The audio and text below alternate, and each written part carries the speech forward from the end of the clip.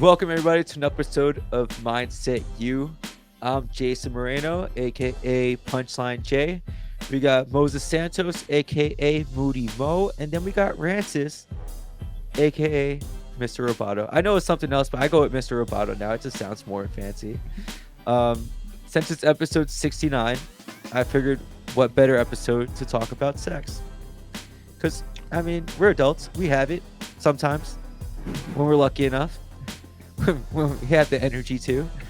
But I think it's sex is important for relationships. It's important for your health. It's important for your mental. Unless you're asexual, and then I get that too. That's fine. You just need companionship. That's awesome. Better you than me.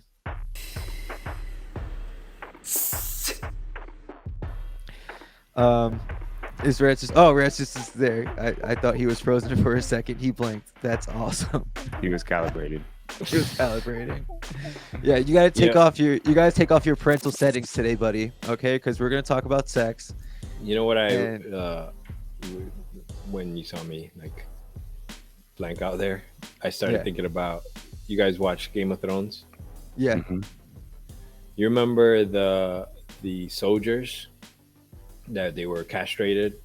Mm-hmm. So, but I remember the show put in this whole thing with they would go to the brothels, all the soldiers, and it's like they would just go to be held by a woman. And to me, that whole thing always like hit me so strong because it was like I felt like it represented the concept of like with men, you know, it's like all they want is sex, and with that concept they highlighted like no, they want to be held, they want to be like feel connected, and that was the key factor, like feel connected in that. I like being Little Spoon. I can't lie. It's sweet. Mo, have you ever been the Little Spoon? It's just it's weird when you're a giant, right? Yeah, because it's like little back. It's like a little. Yeah, it's like I got a backpack on top of it. Yeah, you get backpacked. Yeah. Oh, you need to. Well, you know, because of my left shoulder, I can't really sleep on my left shoulder, so I sleep on my right. And so you're always Big Spoon? Oh, because I'm guessing. No, I end up being the Little Spoon a lot because. She's the backpack because my left shoulder, when I lean on it for too long, it hurts. Well, I heard it from jiu-jitsu. Yeah. So I sleep on my stomach, so I'm just a dead body. I just sleep hunched over, and I just put your hand on my face, kind of thing. It's one of those. I sleep. But anyway, sex. You sleep what? I sleep all over face down. You sleep all over the place? I'm talking about Rances. Oh. Yeah. Do you sleep standing up? I feel like you sleep standing up. No, Jason. Plugged in. He has to plug in. He just goes to the corner and just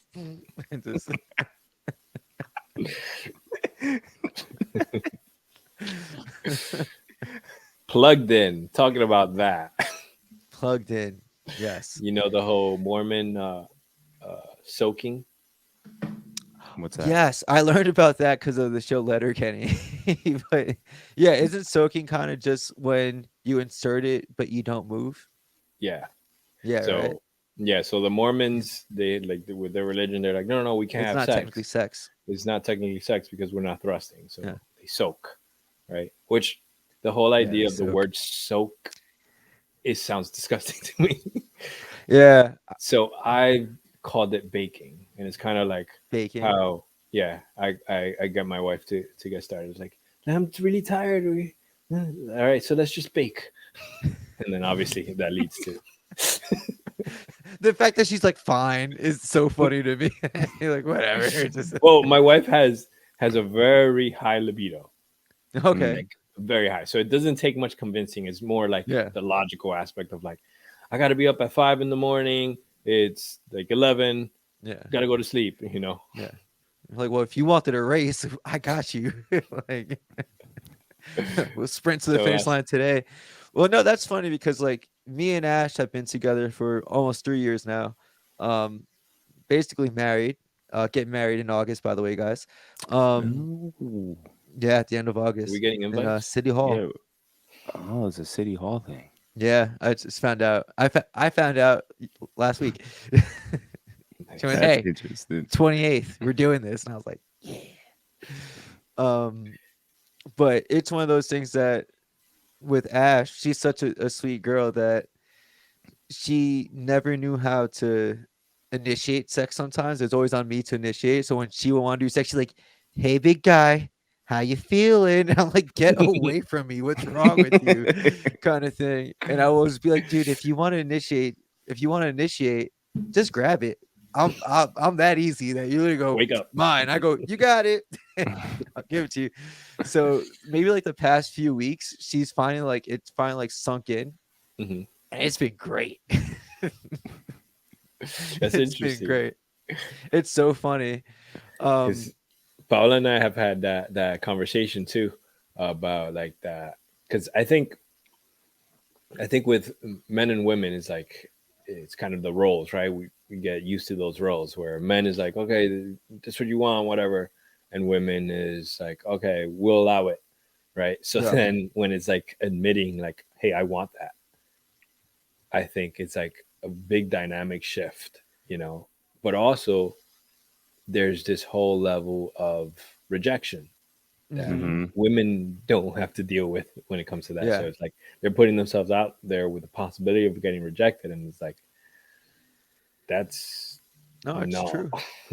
That's Yeah, very I don't know if you interesting. can Yeah. remember being single, Rancis, but like you ever? I guess with Mo, this is more to you because Rancis hasn't Francis been was never single. single. He was never single for the last fucking 35 years. I've Um, been with my wife longer than I've been without her. that's wild. That's That's crazy. amazing. Yeah. Yeah. I guess Mo, this is more something that you could probably relate to, but you know, like I think with what Rancis was saying, it's like how we're so conditioned to like the guys always want it and stuff like that, and like and girls don't know how to deal when girls don't deal with rejection often. That Mhm. when you would reject sex from a girl, like, what are you, gay? You Yeah. don't want vagina? And Yeah. it's like, no, like it's just so funny that that's like the automatic thing. It's like, oh, since you said no, you must be gay, or you just like, you know what I mean? Like, are you sure you're straight? Kind of thing. It's like that's such a wild thing to say. Oh, Because I like if get, the shoe was on the other foot, if you're like, "What are you, a lesbian?" Like it's such a funny thing to say to somebody. I mean, I guess I understand it. Like to Rancis's point, there, it's not common for women to Yeah, actually make the reach. I mean, I think it is more now more than it now. was when Yeah, like when we were it's growing up. crazy to say that when we were younger, Yeah, but sexuality, the whole like spectrum of sexuality has changed has completely tremendously shifted. Yeah, man, it's crazy. since we were young and stuff like that. But I can understand why women would say something like that. Like they're not used to No, rejection I in that get in it. that It's sense, so they just they take it personally, and it's like, it's such a It's let a funny me say thing something. though. defense. Yeah, it's a defense mechanism. Yeah, you Yeah. know. I think it also goes back to the thing of when just a whole role. It's like guys always want it. That's all guys want. That's the only thing, and it goes back to like what you said. Sometimes you just like to be held, believe it or not, which is surprising, I guess. Well, But there's an interesting statistic now out that's saying that, well, people in general are having less sex than ever, yeah, Really? and men more specifically, young men. It's like a crazy number. I can't even remember. It's like 1 out of every 7 men are really. like, yeah, are like don't have sex within a year. Like Hmm. that crazy. Now, Yeah. did they give any like reasons why? Because like I could think of a few things aside from like the pandemic and just like I think with everything being digital and stuff like that, I think people are they don't know how to talk to people in person a lot. Yeah, I think a lot of that. I think there's many variables that are one is the idea of, and I think Francis and I spoke about this, like the way that men know how to kind of be emotional, go after something is being physical. And I think that has a lot to do with it. I don't think men are as physical nowadays. So like Yeah. you go walk through like go walk through New York City. Most men are not in shape, They're not Yep. they're not training, they're not doing any of these things. So then what do you do when you live that type of lifestyle? You're at home. You're on the screen. Yeah. And when porn is literally a click away, it's Yeah. easier to do that than to make yourself attractive again, and be in shape and want to go out and put yourself out there and feel confident about yourself. I think that has a big role to play with it now too. Yeah, that's I wonder how interesting. much, because I've heard a lot of things come out talking about testosterone levels have been dropping in men. So I wonder how much that has that kind of impact as well. You know, I mean, that's probably another variable to stack on top of it. Like, there's so many things, and it kind of goes back to like why men would want sex. I think that kind of shift that's kind of been happening in society is like women are becoming more independent, and they're becoming what's the word? I can't think about it. They're There's thinking for there themselves. no, well, yeah, but there is like a feminist movement, and they're becoming more open minded about their sexuality, Mm-hmm. which is great. Yeah. But I think sometimes that might scare men too, right? Especially a man that doesn't understand that or doesn't have the emotional intelligence to understand, like, oh, there's a woman that is now expressing their Girls have sexuality and their needs too. thoughts. It's Yeah, crazy. that fucking scares men, yeah. right? Because I can only imagine the man that hasn't had experiences, and then you see a woman that's so open and free about all her experiences, and you're just like, oh, that scares the shit out of me. I don't want to do that. So So you, what you're saying is the biases that men have are getting kind of affronted, was the word confronted rather, hmm with the kind of awakening of women. absolutely, I think that's part of it, and that's why you see these MAGA guys, like these super far Oh, right like the extremists. Yeah, incel dudes who are yeah, the super into what's his face. The dude that like just got arrested Andrew again. Tate, right? Like Yeah, they're Andrew super and into those like the Andrew guys. Tate stuff. Yeah. Yeah, but Yeah, it's such a weird thing for that like social construct, I think, of where it's like these dudes are like, "Oh, you're supposed to be a lady." And it's like, "Well, what do you bring to the table, buddy? Like what do you like also, who are you to say who, how ladies should be?" It's just a weird thing. But his target demographic are those kids Yeah, that yeah, they eat that shit up. that don't necessarily fit that typical kind of like man, or that definition of a man that I feel like it comes from the boomer generation, that boomer generation kind of definition of a man. Um, and I think that's what you see now, is that a lot of these young kids don't really know. They never had these experiences. And then you have the women who are becoming super liberal and open about their sexuality, and then you just have two different biases confronting each other, and that's really hard for a lot of men to deal with. Um, I just wanted to share something before this ends up sounding like too much of a bro podcast. Um, I was, you know, the whole idea of like biases and how kind of, because really we learned about like what women's desires are and all this stuff from society and TV and all that stuff. And to me, with my wife, like again, we've been together for so long that we, since 16 years old, we got to see a lot of our own development, but also then having kids and learning about like our kids' development from a whole different perspective. Like, I have a son, and it's like, I teach my wife all about my son and his parts and his like, yeah, he's taking a super long shower. Yeah, he's exploring, like all this stuff, right? But what has been like going back to the whole biases thing, what has been like an awakening for me is like learning from my wife about like the women's experience. Yeah. Whereas like there's in what I've seen, there's a lot of like sexual suppression, but that doesn't mean that there's not that same kind of sexual level. Like my wife told me one time, like she was like, um, I forget, like 5 years old or something like that, and she remember being aroused and like exploring down there. And to me, I was shocked. I was like, I didn't know like girls had that same like Yeah, reaction, it's the same curiosity, and so on thing. and so forth. Um, and it's like, how could I not know that? Like once I bring it out to the surface and I think about it, it's like, duh, like, Right? we're Don't you like, feel fucking silly? Like I'm like, how yeah, fucking dumb am I to think that like girls don't have the same feelings that Hmm. fucking boys do? They're human. yeah, It's just human. It's human nature to exactly. want to But these explore these biases are things. so deep that they mask our worldview, right? And Yeah. we just act from these like worldviews like automatically, and then you know leap forward into like these ideas of like you guys are talking about Andrew Tate and all that stuff. Like it all comes from that, from these like archetypes, and then it's like, oh, these archetypes, yeah, this is the only way that, and then it just until you start blurting it out and you sound like an idiot, but you have a bunch of people Yeah. blurting it out with you, and like, oh, this must be reality, you know? Yeah. That's perfect. Yeah, that's exactly it. It's such a weird social dynamic that's always, I guess it's always been there in one way or another. But I think it's awesome to see ladies kind of like reclaiming, and changing the views on sexuality and just womanhood in general. Because we're dumb. And like you just said, like it's so funny how arrogant I guess we can be to think that, like girls don't think like that.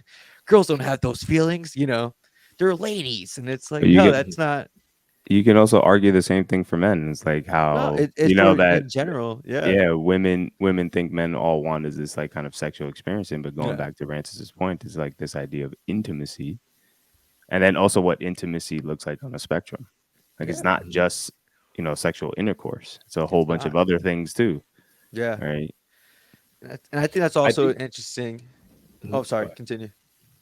No, I was gonna go along with that because I think that is a very interesting topic when it comes to men specifically, in the sense of like, Mo and I, we're coaches. We explore the kind of mindset of people, the emotional level of people from the physiology standpoint, and what we see often enough, and then not just with men, women also, but quite systematically with men, is that men aren't in tune with understanding their physiology and receiving those signals and being able to understand what these things are, because there's so much about being a man that gets suppressed, Yeah. right? You have to suppress these reactions, so on and so forth. So when we're working with men, we have to kind of dig in and get them to experience that, and they start connecting with that. So with all of that being said, what I believe tends to happen is that sex has taken that label of like, oh, men just want sex because it's the only outreach that's acceptable to be intimate, to feel connected. So then it's like, I, I like you said, Jay, before, I wanna be cuddled and be held. I don't know how to do that, so I want sex. That's Yeah. like Yeah. just what it means. Like I need sex. I Yeah. need sex. Like, and I think that's a very interesting thing that goes into that emotional intelligence, right? Where I feel like men now are kind of raising more because it's become like a force Yeah. in a movement about like mental health, men's health specifically. That is like we need to learn how to connect and learn how to connect not just with the opposite sex but with other men in a like Yeah. connection level. Yeah. You know, it's not gay to tell your friends I love you. I love you guys. You know. Yeah. Don't we end every podcast here with "I love Yeah. yous"? Yeah. But it's so funny. I think it's another thing like when you hear guys say something like, "Oh, pause," and I'm like, "Oh shit!" I feel like it makes it it makes whatever they're saying even more gay. That they have to be like, "Oh, wait, I ate a hot dog. Pause. Time out. Don't think that. Don't take that in a sexual way." It's like you ate a hot dog, buddy. I'm gonna make fun of you regardless, but it's not gonna be Moses. because you ate a hot dog. I mean, yeah, I think I I used to be that guy. Well, I was thinking about this, and it all goes back to how you learned about sex.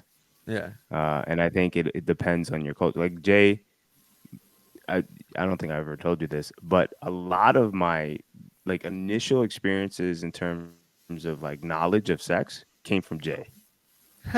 Like my That's first terrible. sexual experiences came from Jay. That's where that sentence was going. I was like, No, wait. not that. No, like the knowledge that I received came from Yeah. Jay, in the sense that he would talk about his experiences, right? Because he was more like his father. Like my father, if you look at my father is like doesn't really talk. He's not he wasn't vulnerable, at least in that time. Yeah. Jay's dad, anything would come out that man's mouth, right? And he would talk about things. And Jay was very similar, right? So when Jay had, experiences, and who was the first one that he talked to about it? It Pretty was much. me, Yeah. right? So a lot of what I thought about sex started with Jay, right? Like it came I don't from know if his that's a good thing or a experiences. bad thing. Well, what's interesting is that I went to therapy for sexual performance anxiety. And I did an episode way back. If you look at episode, I think it was like episode 4 or 5 on this channel, you can hear the full story. I went to therapy and like I spoke to my therapist about you. Yeah. And it's like that was like my first initial kind of understanding of sex, because in my family, like my grandparents were very religious, right? So like in my family, sex was bad. Like, Yeah. nah, sex was associated with fear, right? Got But it. then I had my best friend, like my brother at that time, who would talk about sex like it was this amazing thing, and I was like, wait, what's the right thing?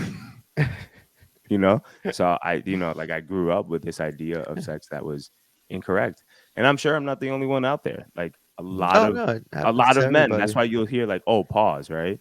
Yeah. Why? Because a lot of these people have religious backgrounds, and to do something homosexual is that's where like the binary root of all of that starts. Yeah. So then It's it also becomes like this it goes cultural into a whole thing. other thing of like Yeah. questioning like your manhood because, of your because your sexuality and all that weird Yeah. stuff. But where's the idea of manhood come from? Some person, some guy who wrote a book. Yeah, some guy that wrote a fucking book. And Yeah. and that's where I think it all stems. But that was just an interesting story, because I know Rances called me out on the pause thing. And I was like, well, I thought about it. And I was like, Well, that's also my initial ideas of sex came from Jay's stories.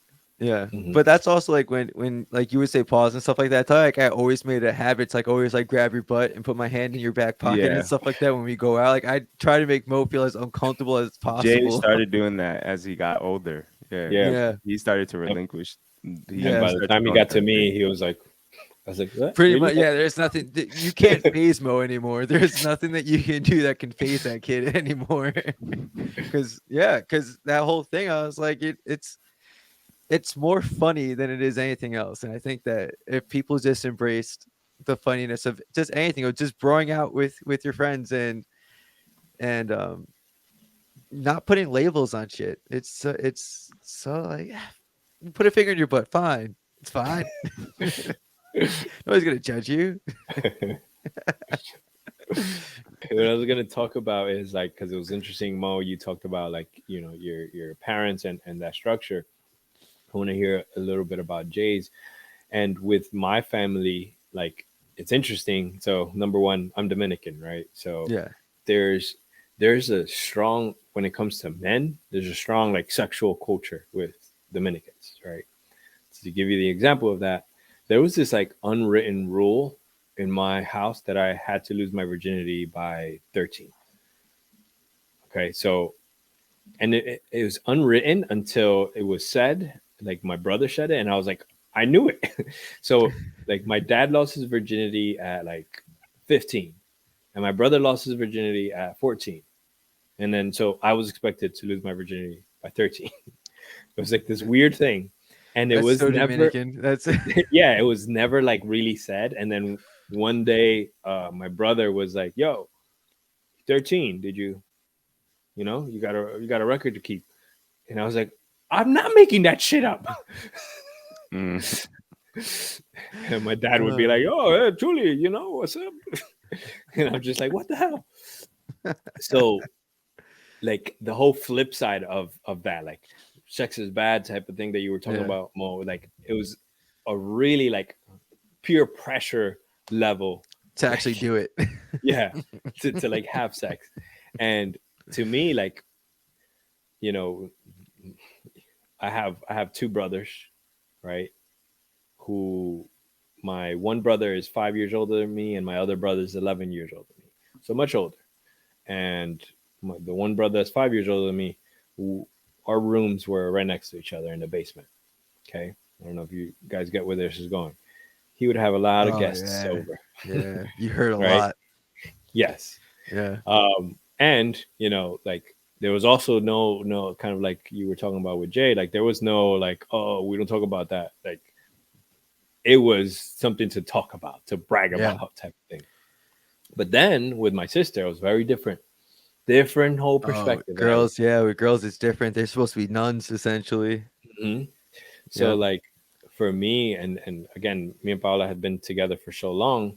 When Paola and I got together, Paola was raised from that religious side, from like, and the girl side and all of that stuff. And that's where our relationship, like the foundation of our relationship was, where it was, we can have these conversations, these intimate conversations, and really find these beliefs that were established on her and kind of break them down, like with her, like explore them and see where they're coming from. And I honestly believe that that's the only reason our relationship is what it is, because of that foundation of really dismembering those beliefs. Yeah. Because, there were a lot of like negative ideas and thoughts about sex, right? And like to the point where there was repression with my wife then in what she will allow herself to feel.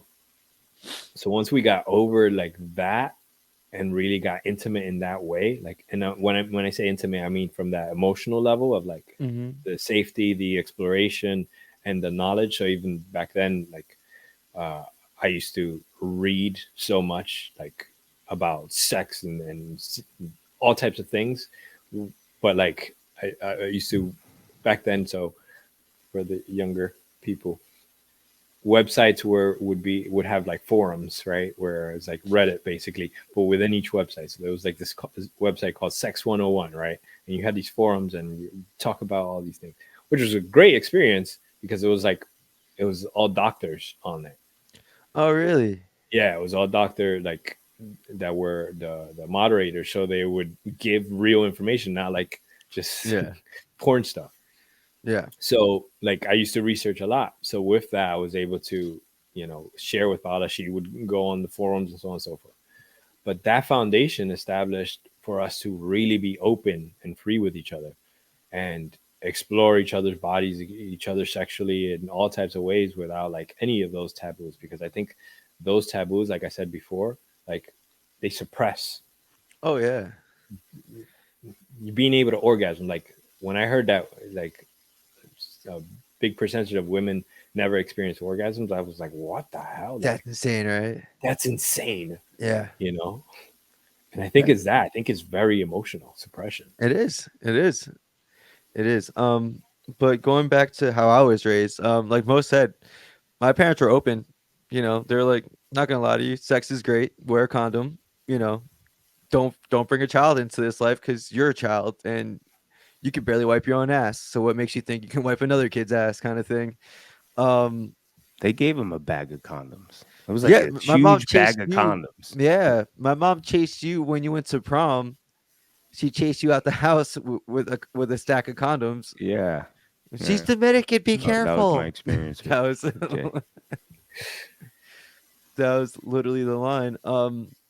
But yeah, I always had they were always pretty open about sex and stuff like that. It was never like, oh, you better not be having sex kind of thing. But I will say, being an only child and having a lot of like alone time to myself gave me, and the rise of the internet and stuff like that, I think it gave me a view into like what sex is that isn't realistic. So like when I first started having sex, I was like, oh, I'm supposed to like fucking pound this chick kind of thing. And then, as you get older, you're like, what was I doing? Why was I jackrabbiting? Like, why was I in this fucking sprint? Like, why? So I apologize to like 90% of the girls I had sex with from like 16 to like 23. Like, It wasn't great. I was figuring it out. I'm sorry. You know, it was also one of those things that, like, I always hung out with my older cousins and stuff like that. So like my cousin Felix, my cousin Rob, they're all 7 years older than me. So kind of like with your situation, Rances, where it's like you got like an up close view of it. It's like my cousin Felix would take me to parties with him. He showed me my first pair of boobies Mhm. when I was like 13 years old at a house party kind of thing. And he would just always have girls come over and stuff like that. And I'm like, oh, they're gonna go have sex in the other room. And I'm gonna sit here playing with my toys and wait till he's done so he can take me to McDonald's. Like that was, you know. So yeah, I had a but way before that, when my grandpa was still around, when I was younger, he would let me watch Playboy with him at night while he would eat his ice cream and stuff like that. But this is back before Playboy had like any sex scenes. It was just like centerfold models and stuff like that. So like at a young age, I was like probably like 6 or 7. But like he's like, those are cool, right? And I'm like, yep, boobies are cool. This is great, pops. So I had a run in with Playboy and boobies and stuff like that at a young age, kind of thing. Thanks, Grandpa. That's similar. Like again, my brothers. You know, my brother is 11 years older than me. Had a cassette stack next to his TV. Yeah. And the magazines and everything. Like, Yeah. it was like I was like jaded by it by Big 10. No, like I think in like I think it was like 6th or 7th grade, I found my dad's stash, and this was back when it was like VHS tapes and stuff like that. Yeah. And my eyesight got significantly worse that summer. So, like I went to work, you know. If there was a shortage of tissues in Bergen County, it was probably because of me. My dad would be like, "Oh man, happy tissues, huh? He's just like, the happiest kid I fucking know." Because Jesus Christ, we just go through tissues in this house, you know. Oh, man. Yeah, it was bad. Until this day, if you just say happy tissues to my dad, he's like, that fucking kid, man. He just would not stop. You know. Who else is gonna love you except for yourself? God damn it. That's so interesting because, like, again, I told you, like, from my father's side, like the expectation of all that, but on the flip side, like doing that, it was like, no, you don't do that. It's like, wait, what? Yeah, that's just such a funny thing. Like, don't you dare jerk off. Nope. That's the devil's work. Like my dad found a cassette I had borrowed from my brother once in my room, and I was curious to see how I was going to react. Like he walked in the room, he's like, "What is this? What is this? What is this?" And I was like, "Are you gonna be cool about this or what?" He was like, "No." And he smashed it on his knee, ripped it apart. And he's like, but he didn't say any words. He was just like, "No," broke it and stormed out and walked away. That was it. I was like, no. Okay. So no, my dad's conversation with me is you could at least rewind it to the part where I left it off at. Have some courtesy, Jesus Christ. That sounds like some shit your dad would say. No, because it's word for word what he said. Yeah. If you're gonna take it, at least rewind it back so I don't know that you took it, kind of thing. You know. So, yeah, that was life in the Moreno household. And there was a knock rule. Everybody knew to knock on my door because nobody wanted that awkward. So Mo, in your household, like, so sex wasn't talked about at all, or like? No, it wasn't talked about at all. Like my experience with sex. Again, like I said, like I first started to learn about it. I remember, I think it was like 7th grade or 6th grade. People were talking about jerking off. I had no idea what it was. I had no fucking idea what it was. The way that I found out about it was by accident. I was like on the floor watching some TV. I saw a girl and I was like naturally humping the floor. And then I thought I broke my dick. That was it's leaking everywhere. It won't stop. I got scared. I literally got scared. I thought that something was wrong with me.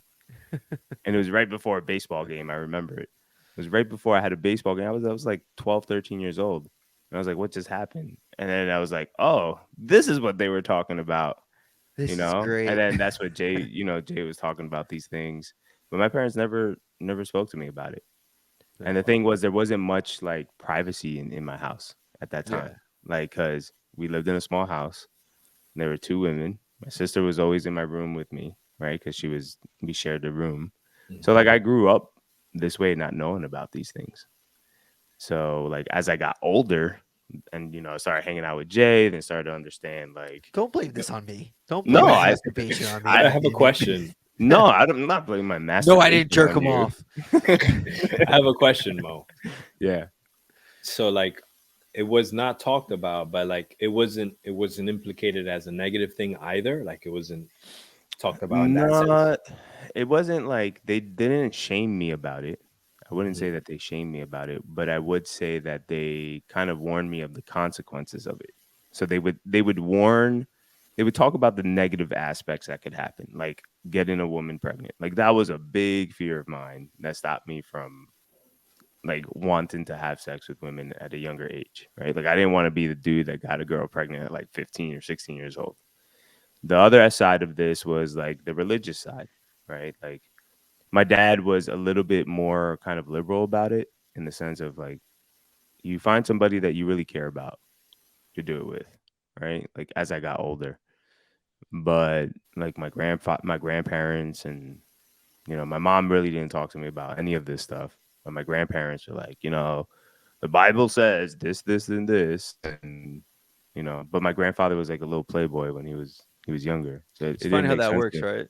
Yeah, like my grandfather was just a little like he was known to be like just a good looking guy and just get mad girls, right? Like he was just like that guy. But for me it was different, so it was interesting growing up. Wow. Because I remember like for me, I remember like being like 8 years old and having a conversation with my mom. My mom was very open about it. She was like, same. Oh yeah. And I'd be like, Mom, am I at the age that I start producing? I remember I used to call it that. When I start producing, it's like, well, you can tell if you ever had anything come out your little head. And she was like very like medical, but like she didn't hold back any information. And also like in my house, and you kind of see this still now, like in my house, like my parents would be walking around naked, like didn't care. Like it was like not a taboo. I will say this. I think one of the things that's pretty interesting about you guys is that if you look at your parent dynamic, like they're still together. Mm-hmm. That was a really big thing. My parents separated when I was like 8, 9 years old when we had moved to Florida, and then we moved back. They got back together and then they divorced at 12. Mm-hmm. So my idea of a relationship and intimacy and all of that was that experience, was that whole thing, right? So that I think that's why they never really talked to me about it, was because there was no space for that at that time. Yeah. And also they probably were in their own shit, like going through their own struggles, and probably themselves sex was the last thing. Yeah, exactly. Yeah, that's what I think was happening. So that's where I see some of the differences. So like again, my learning experience was later in life. Like I didn't lose my virginity until I was like 18 years old. So, and then when I went to college and I was like, oh wow, okay, all these beliefs are just beliefs, and I started deconstructing them and then have more experiences and stuff like that. I'll say this much. When I moved to the downstairs part of the house, my room was directly underneath my parents' room. Very awkward. Very awkward. There's a lot of times where I was like, "Oh wait, who? Oh man, we're both doing it right now. This is weird. I'm gonna stop." Oh God. Yeah. So weird. Yeah. All right. So before we close out, since you hit that point, I'll share this. One night, my son woke up and he's like, "Mommy, are you okay?" I'm like, "She's fine. Go to sleep." It's like, why was Mommy making those noises? Mommy, is Mommy okay? And I'm kind of like Jay's parents in the sense, like, we were having sex, Logan, go back to sleep. But apparently this was not a good thing, because Logan then had a freak out the next day in school. My parents are having so much sex, I can't sleep. But no, here's what I learned, because I had conversations with my kids about, like, with sexes and so on and so forth. Yeah. But one time I was having a conversation with them about, like, their safety, their body safety and stuff like that. And we talked about, like, if someone tries to take advantage of them and so on and so forth and things like that. So my son somehow took that and took it like, okay, sex is an evil thing that mean, bad people do. And this is how he put it in his mind. So then when he hears us having sex, he had a freak out, because he was like, my parents are evil. Like, so we had to go pick him up from school, because the nurse was like, we don't know what's going on with him. He's just crying on the floor and he won't talk to anybody. So we went to pick him up, and he's like, because what happened last night? And we couldn't even say the word sex in front of him. And we were like, dude, what the fuck? So we had to have this whole, like, breakdown of this experience. So yeah, they can go either way. Yeah. And on that note, guys, that is episode 69 of Mindset You.